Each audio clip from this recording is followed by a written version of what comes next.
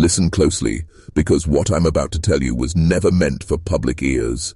Imagine an official ledger, the kind that keeps the order of a whole institution, the law of its walls, suddenly failing. A blank space where a name should be. A patient entered, processed, locked away. But on paper, he doesn't exist. The staff walk the halls as if nothing has happened, yet the building itself knows. The walls breathe differently. The floors echo a name no one dares to write. That name is Jonas Ellery. And once you hear his story, you'll never look at a hospital, any hospital, the same way again. Oregon, 1973. Damash State Hospital. Not a household name, not Salem's notorious Asylum, but a quieter place, quieter perhaps, because its secrets were easier to bury. It was a mid-century fortress of healing, at least on the surface. Symmetrical wards, gleaming white corridors, the hum of fluorescent lights that never dimmed. But buried in its records is something unusual. A gap, a broken entry, and that fracture is where Jonas lived, or failed to live, depending on how you believe this story ends. You see, Damash was not just a place of treatment, it was an experiment in efficiency. Oregon was drowning in patients by the 1960s. Too many minds to contain, too much madness to medicate, and not enough hands to hold it back. So they built Damash as a pressure valve, a gleaming new ward meant to smooth chaos into order. 600 souls at its peak, all reduced to paper columns, numbered and filed. Every intake precise, procedural, mechanical, until Jonas. Jonas was 28 when he arrived. His file says he was transferred under dissociation and uncontrolled visions. That was the official diagnosis, an empty phrase that could mean anything from hallucinations to inconvenient political beliefs. But here's the catch. Jonas never received a patient number. Every man and woman in Damash's walls was assigned a code, a mark of belonging to the system. Jonas's line, empty. A clerical error, perhaps. Or maybe the first sign that Damash itself refused to catalogue him. The ledger shows what the staff did not dare to say. Jonas entered the system not as a man, but as an absence, a ghost in real time. Yet he was there, walking the halls, swallowing the pills, strapped to the bed when he resisted. Nurses remember him, patients whispered his name, but on paper, he was nothing. And nothingness in a place like Damash is far more dangerous than madness. What happens to a man erased while still alive? What does the mind become when the institution built to contain it refuses to acknowledge it fully? Jonas began writing almost immediately. Slips of paper, meal tickets, margins of staff handouts. His words were jagged, but they cut deep. Every surface reflects me, but does not return me whole. The walls are sheets of air pressed together. They flex, they breathe. Imagine lying on your cot at night, the buzz of fluorescent lights settling into silence, the shuffle of an orderly's shoes fading down the hall, and then the sound of plaster inhaling, the walls pulling air, exhaling paint dust like the entire building was alive. Jonas claimed he could feel it, the cinder blocks expanding and contracting, as if Damash itself was breathing through him. The staff dismissed this as hallucination. Environmental distortions, restlessness, paranoia. Their notes are detached, clinical, sanitized. But Jonas's notes, they are something else. He wrote of doorframes shifting fractions of an inch when the lights dimmed, of hallways bending in ways that left him walking in circles, returning to his room only to find it slightly altered. He insisted the hospital's architecture wasn't fixed, but fluid, alive. And here's where the story turns darker, because Jonas wasn't alone. Other patients began whispering similar things. They said the hospital inhaled while they slept, that the ceilings pressed lower in the night, that if you stared long enough at the cinder blocks they shimmered, not with moisture or shadow, but with movement, like the building itself was pulling them in. But none of that appears in the records. None of that exists in the official truth. What we have instead are notes. Patient restrained for safety. Patient medicated. Response unremarkable. The ledger pretends the story is under control, but the blank line where Jonas's number should be, that fracture, tells us something else. The truth is this. Damash may have been built as a relief valve for Oregon's overcrowded wards, but for Jonas L. Rye, it became a labyrinth A prison that bent not just his mind but the very fabric of time and space. A hospital that refused to let him leave, even after his file claimed otherwise. Ask yourself this: what happens when the ledger fails? When bureaucracy forgets you? When the institution erases you in silence? Do you disappear, or do you become trapped in the very walls that denied you? This is where Jonas's descent begins, and once you walk with him into the depths of Damash, you won't come back the same. The first days inside Damash followed a ritual as old as the institution itself. Stripped of clothing, inventory of possessions, a gown that erased identity, a plastic cup pressed into his palm, filled with bitter chalk-white tablets, Thorazine, the anchor of psychiatric control in the 1970s. Every new patient swallowed it under the watchful eye of an orderly, then opened their mouth to prove compliance. Jonas was no exception. But here's where the records and the memories divide. The ledger's notation is clinical, medication administered, response unremarkable. Yet one nurse, long after the hospital's closure, remembered it differently. She said Jonas's pupils didn't shrink, as they should have. They dilated, expanding into black wells that seemed to pull in light.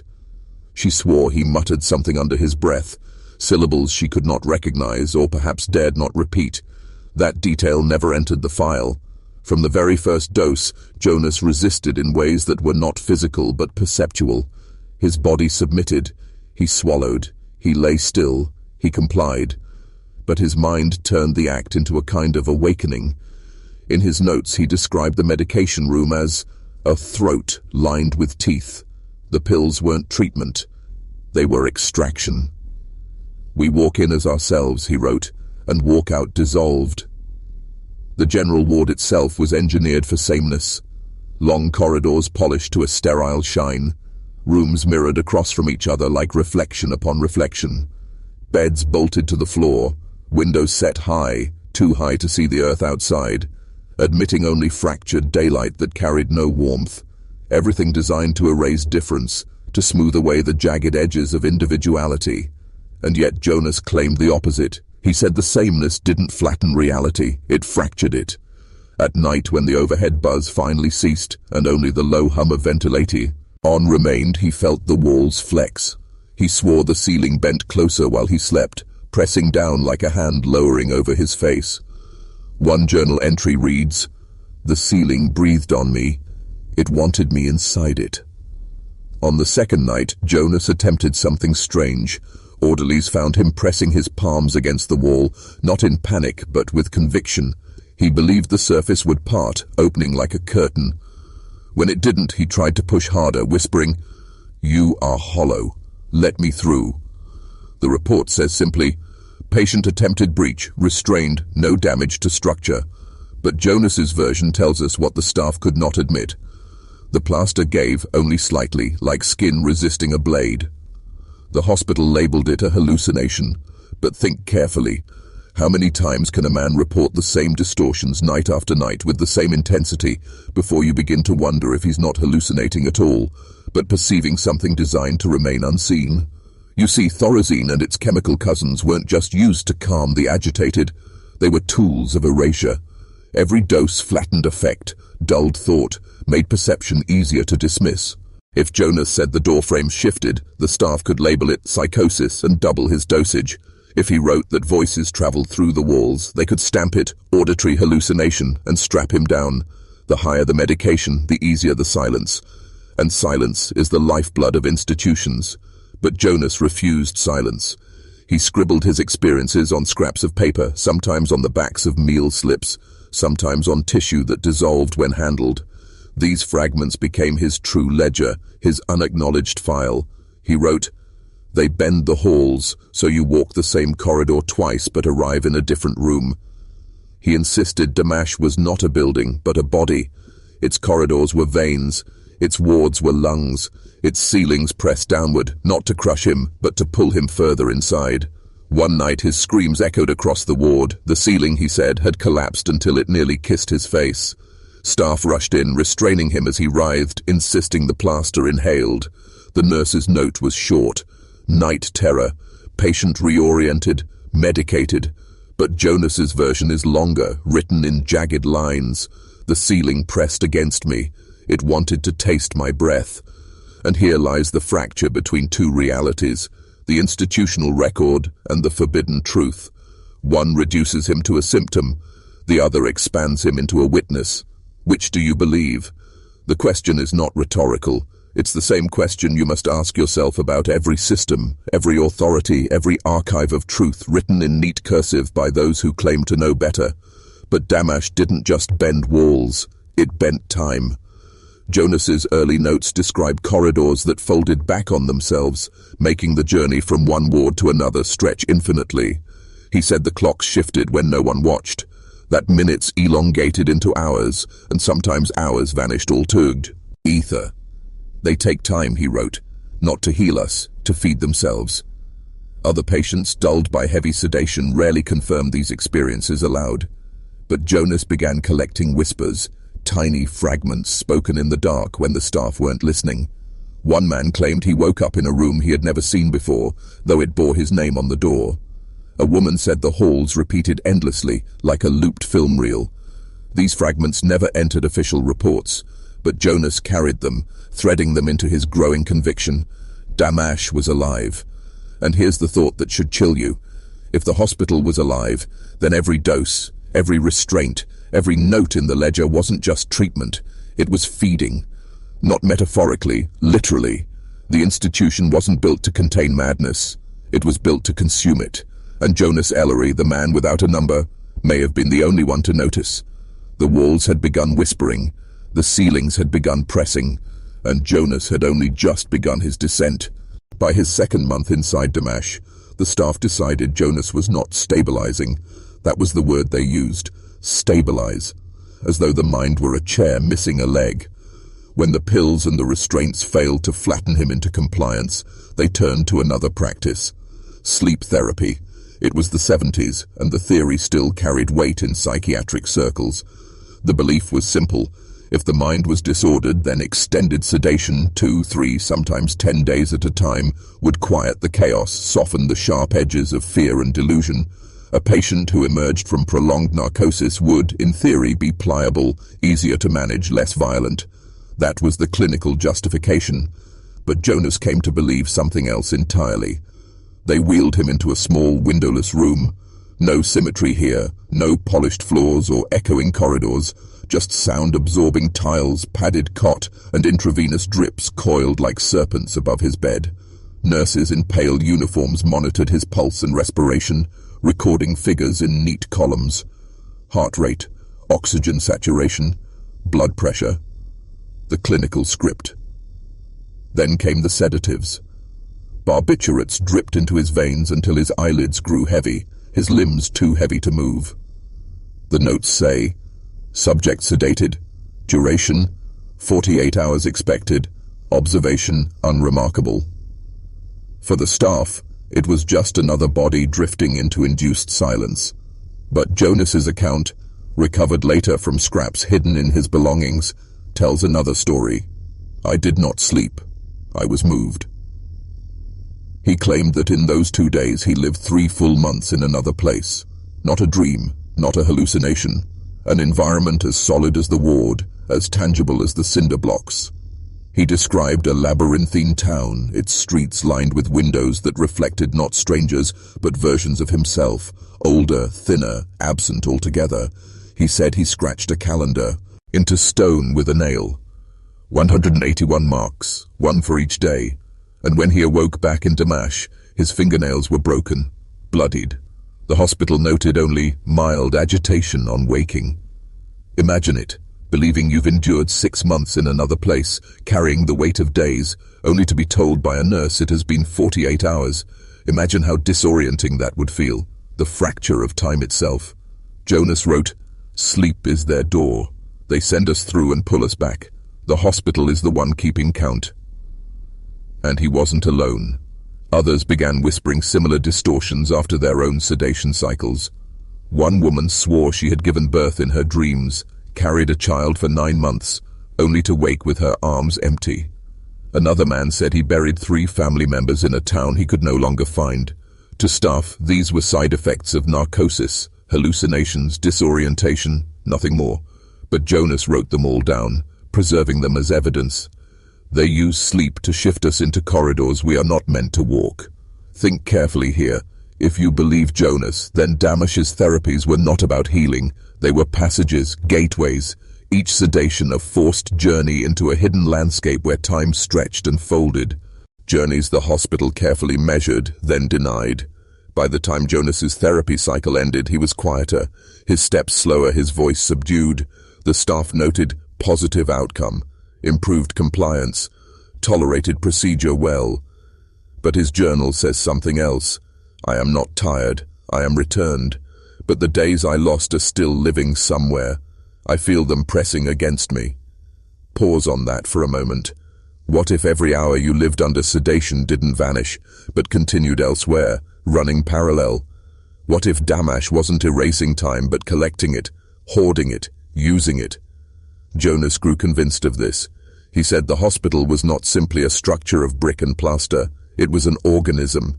It breathed through its walls, it fed through its medications, and through sleep it consumed entire seasons of human life, swallowing time itself. Consider how convenient that would be for an institution drowning in patients. An overcrowded ward can be quieted if the patients are not truly present.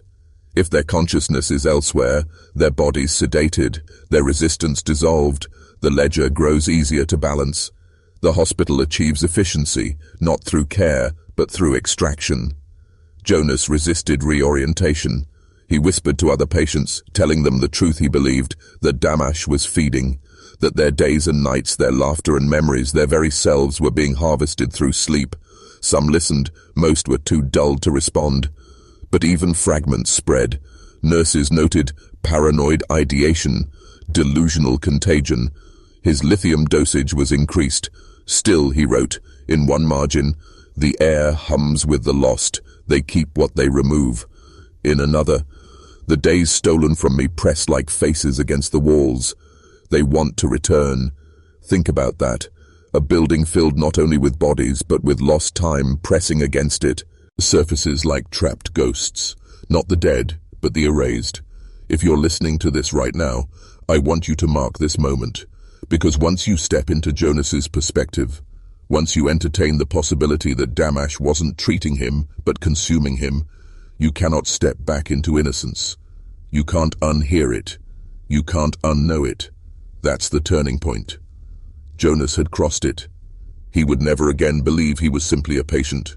He knew he was prey. The heart of Damash was not the wards, not the offices, not even the padded cells. It was the medication room.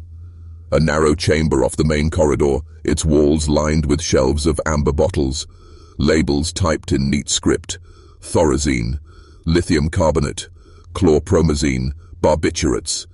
Each bottle a small architecture of control, measured in milligrams and swallowed under fluorescent light. To the staff, this room was ordinary, almost dull, routine. Patients filed in, one after another, cups pressed into their palms, pills swallowed, mouths checked, charts marked. A rhythm as mechanical as stamping a form or punching a clock. But Jonas saw it differently. For him, the medication room was the true altar of Damash. He called it the throat of the building. The pills, he wrote, were the teeth. Listen to how he described it. We walk in as ourselves, walk out dissolved. Each swallow sands away a layer. They are not treating illness. They are erasing me, until only vacancy remains. He began resisting. First with tricks patients had used for decades, slipping the pill under his tongue, holding it there until the nurse turned away, then spitting it later into a drain. But Damash knew the game. Orderlies ordered him to open his mouth, tilt his head, lift his tongue. When that failed, they turned to injections. Cold needles slid beneath his skin, the chemicals burning like fire until his limbs grew heavy and the fight left his muscles. The charts are merciless. Thorazine 300 milligallons daily. Lithium titrated, barbiturates as needed for agitation. Each entry initialed in cursive, detached, as though the numbers were not rewriting the man. The notes always end the same. Response unremarkable. But Jonas's writings tell another story. The letters are no longer mine. Someone steadier, quieter has taken my hand. Imagine the terror of that realization. Waking up to find your handwriting unfamiliar, your own thoughts smoothed into silence. What does it mean when even your words betray you? By the mid-1970s, psychopharmacology was the state's answer to overcrowding. A sedated patient required fewer attendants, fewer restraints, fewer decisions. Chemistry was cheaper than compassion. Damash embraced it fully, but Jonas believed he saw the underlying design. They do not treat illness. They reduce the population of selves. They are removing me, not my symptoms. He described watching the faces of other patients around him, their eyes dulled, their speech slowed, their laughter gone. He said they looked like paper soaked until the ink runs away. He swore the hospital was not merely calming them, but stripping them, hollowing them out, one dose at a time.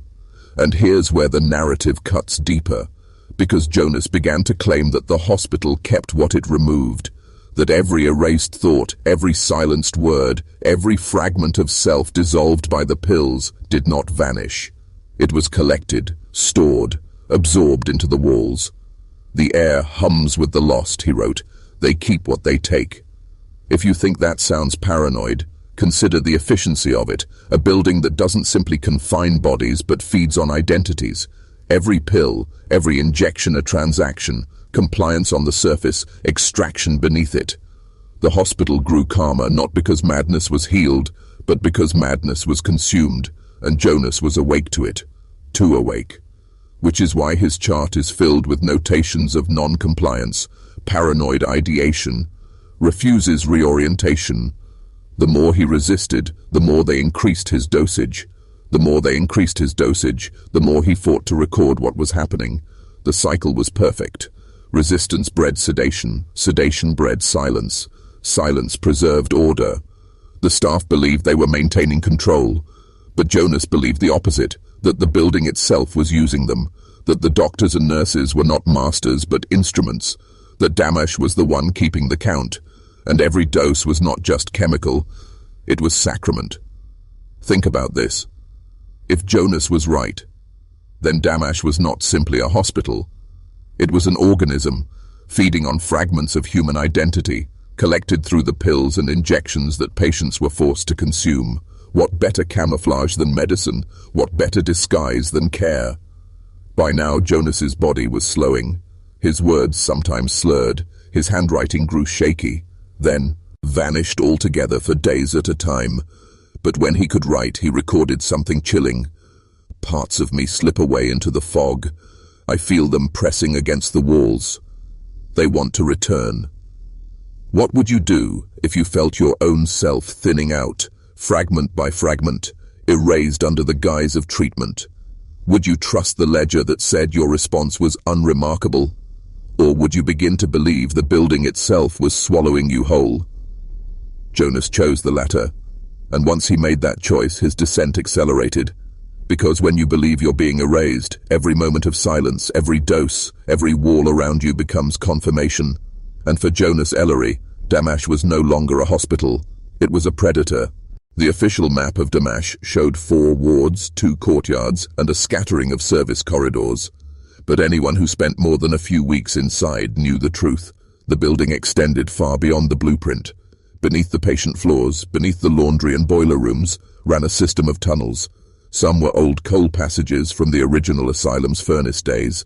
Others were maintenance routes laid in the 40s, and still others seemed older, brickwork too worn, too eroded to match the rest of the hospital's architecture. Most patients never saw them, but Jonas did. It began with a sound. Late at night, sedated but not fully unconscious, he said he heard a hum rising through the floor. Not the buzz of electricity, not the groan of pipes, but something more human. "It is voices," he wrote. Not speaking, pressing, a chorus under the concrete. At first he thought it was hallucination, another trick of the medication. But then came an opportunity. One evening, during transfer from the therapy ward, an orderly failed to latch a door completely. Jonas slipped through down a stairwell that smelled of wet earth, into a corridor lined with exposed pipes. The lights were dim, swinging slightly in their fixtures. There, he said, the voices grew clearer. Not whispers exactly, but something like breath, long exhalations of words that refused to shape into language. They rose from deeper in the ground. He followed. The tunnels twisted. Some walls were raw stone. others plastered in the same clinical green as the upper wards. In certain sections, the air was so damp the bricks sweated. And then he found them, carvings, dozens of them, scratched into mortar with nails, keys, or bone. Names, dates, spirals, crude diagrams of eyes. Most were half erased by mold, but Jonas copied what he could into his journal. One phrase repeated again and again. "We are not gone," he wrote. "The lost do not vanish. They gather. They press against the walls. This is where their voices rise." Imagine that. A hospital where the tunnels beneath were not empty but crowded, full not of bodies but of echoes. Jonas returned again and again when he could slip past the orderlies. Each descent was dangerous. If caught, he'd face injections, restraints, or worse, but he insisted the tunnels were vital. He said they were the lungs of Damash, the place where the building exhales what it takes from us. And then came the most disturbing entry of all. In one passage, narrow and slick with condensation, Jonas said he encountered something impossible, a door with no hinges, no handle, no seam, just a smooth panel set into brick, warm to the touch. He pressed his ear to it and heard not one voice but hundreds, layered, weaving together like a tide. They were not calling for help. They were not begging. They were waiting. "They know me," Jonas scrawled. "They are the days I lost. They are the selves scraped away by the pills. They want to come back through me." The staff, of course, recorded none of this. To them, Jonas's tunnel excursions were delusions. They logged his scratches, his mud-streaked gown, the smell of mildew on his skin, and they wrote, "Patient insists on underground conspiracies, paranoid, hallucinatory." But think about it carefully. Why would a medicated patient, dulled by sedatives, risk punishment to wander into dark service corridors if he believed nothing was there? Why record carvings and phrases that were later found and verified by staff decades afterward when Damash was decommissioned? Yes, when the asylum closed, a survey crew found evidence of those tunnels. Yes, they found markings scratched into the walls, and yes, among them was the same phrase Jonas had written down years before, "We are not gone." What does that mean? Were Jonas's hallucinations simply ahead of the evidence? Or was he the only one listening closely enough to hear what Damash had been hiding all along? By the time Jonas returned from his final excursion, he was fevered, trembling, and incoherent. He raved that the hospital was preparing to open the sealed door, that the lost time and stolen selves would pour out, flooding the wards, overwhelming the building. His handwriting from those days is jagged, erratic, words doubled, repeated. One line repeats across multiple. "Le page. If they return, I am not enough to hold them." It was the last entry he would write. After that, Jonas was placed under near constant sedation.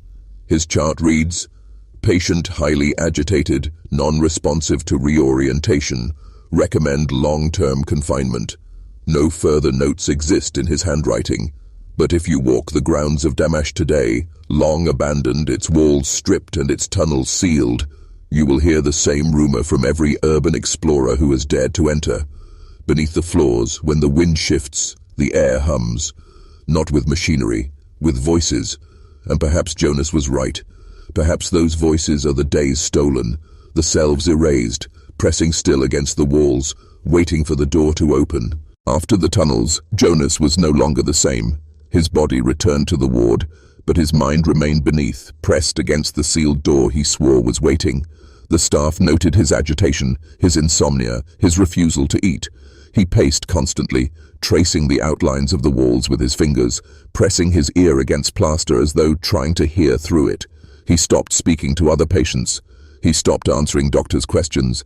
Instead, he began to whisper, to himself, to the walls, to something no one else could see. "Not yet. Not yet. You must wait." The medication increased. Thorazine, lithium, sedatives layered over sedatives. His body slowed, but his whispers did not. Nurses complained, he muttered even in sleep. His roommate begged to be transferred, claiming Jonas spoke in voices not his own. The medical notes dismiss it. Roommate reports auditory hallucinations, likely shared delusion, request denied. But Jonas's journal, the last scraps of it, smuggled in pencil stubs and written in the margins of hospital forms. tells another story. The handwriting is fragmented, words crammed together without spacing as if time itself were collapsing on the page. They press harder, not whispers now, a crowd, a tide. They know the way back is through me. I am not strong enough. And then, the door is opening. The staff saw none of this. To them, Jonas was simply deteriorating, another patient slipping into catatonia. His diagnosis was revised: chronic paranoid schizophrenia with delusional ideation, prognosis poor. They wrote that he no longer engages, that he sits for hours, silent, vacant. But look closer at the reports. One nurse noted that his silence was not stillness. His lips moved endlessly. Not prayers, not gibberish, syllables that could not be identified. Mouthing without sound, the chart reads. That is not vacancy, that is ritual. In the final month of his life, Jonas stopped writing entirely. His last legible words were, "If I am erased, what returns in my place will not be me." And then, nothing. The records say Jonas Ellery died in 1978. The cause is listed as pneumonia, secondary to malnutrition. But there is no autopsy, no burial location, no family contacted. His name simply disappears from the paperwork, folded into the blank margins of the Damash archives. The staff thought he had withered away, but others whispered differently. Patients claimed Jonas did not die. They said one night he simply wasn't there, his bed empty, his restraints unbuckled, his body gone. And in the days that followed, strange reports spread through the wards. Patients who had never spoken before began muttering in broken fragments. Nurses claimed the walls rattled softly, though no pipes ran there. Doctors complained of headaches that grew worse near the old stairwell leading down to the tunnels. It was as if Jonas had not vanished but dispersed, his erased fragments seeping outward, diffused through Damash itself. Think about that. A man stripped of his self, dissolved piece by medication and confinement, until nothing remained but residue, and then that residue spread into the building, fusing with the voices already pressing against the walls. If Jonas was right, then his fear came true. He was not strong enough to hold them. The door opened, at least a crack, and what came through was not Jonas Ellery anymore.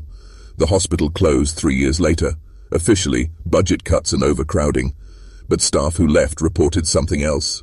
Unease. The sea of being watched. The feeling that their words were not entirely their own. And when the building was finally abandoned, the records of Jonas Ellery were boxed, sealed, and forgotten. Until now. Damash closed its doors in 1981. The patients were scattered, some transferred, many simply released. The staff dispersed, their careers continuing elsewhere. Officially, the building stood empty for years, its windows boarded, its iron gates locked. But places like Damash do not go quietly. Explorers came first, the kind drawn to decayed institutions, peeling paint and broken glass, teenagers with flashlights, photographers hungry for atmosphere. They left with stories. One group claimed they heard murmurs in the empty wards, a steady susurration beneath the whistle of the wind. Another said they found a wall in the basement damp with handprints, though the dust on the floor was undisturbed. A photographer captured an image of the tunnels before they were sealed. Brickwork lined with carvings, spirals repeating endlessly, the phrase still legible, "We are not gone." The strangest reports came from those who spent too long inside. They described losing time, not hours, but seconds shaved so thin they slipped by unnoticed until it was too late. One explorer swore he set down his flashlight, blinked, and found himself across the hall without ever having moved. Another wrote in a forum that after visiting Damash, he began waking in the night with phrases etched into his skin, scratches in patterns that healed by morning. Skeptics dismiss it all, of course. Old buildings groan, shadows play tricks, mold poisons the brain. But there is something harder to explain. When the state finally ordered Damash demolished in 1992, the crew refused to finish. Half the structure came down, the top floors, the outer walls, but the core remained. The machines failed, one after another. Workers reported nausea, sudden headaches, an overwhelming sense of dread. A foreman abandoned the project entirely, writing in his resignation, "It does not want to come down." To this day, part of Damash still stands. A hollow shell, choked with weeds, its windows black with rot. Locals avoid it. Children dare each other to touch the gates, but few step inside. And those who do sometimes return different, quieter, distracted, unable to explain the gaps in their memory. As for Jonas Ellery, officially he died and was forgotten, but unofficially his story never left the building. Urban legends say his voice can still be heard in the tunnels. Not a scream, not a cry for help, but a whisper carried by the damp air. If I am erased, what returns will not be me. Some claim Damash is a haunting, others say it is worse. That the hospital was never simply a place, but a machine, built to strip people bare and feed on what remained. Jonas wasn't its first victim, and he wasn't the last. He was simply the only one who listened long enough to hear the truth pressing through the walls. And if the legends are right, then Jonas never really left. He is still down there, beneath the sealed door, waiting. They say abandoned places are just empty shells, but Damash proves otherwise. Walls remember. Floors keep the weight of every footstep that ever crossed them. Voices do not vanish. They cling, echo, waiting for someone to hear. Jonas Ellery's records end in silence, but silence is not absence. It is the pause before the next sound. The staff wrote that he was erased, but erasure is never complete. Something always lingers. A fragment, a whisper, a name half remembered. Today, the ruin of Damash still stands. If you go there, you won't see Jonas. You won't see the patients whose lives were pressed into the brick, but you might feel them, in the static of your phone, in the weight of a shadow that falls against the wall, though no one is standing there, in the second you lose, the one you can't explain.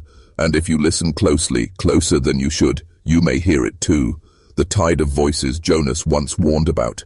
The crowd pressing against the walls, waiting for another door, another mind, another vessel strong enough to carry them through. And maybe, without realizing it, that vessel is already you. Because Damash does not need its walls to endure. It only needs someone to listen.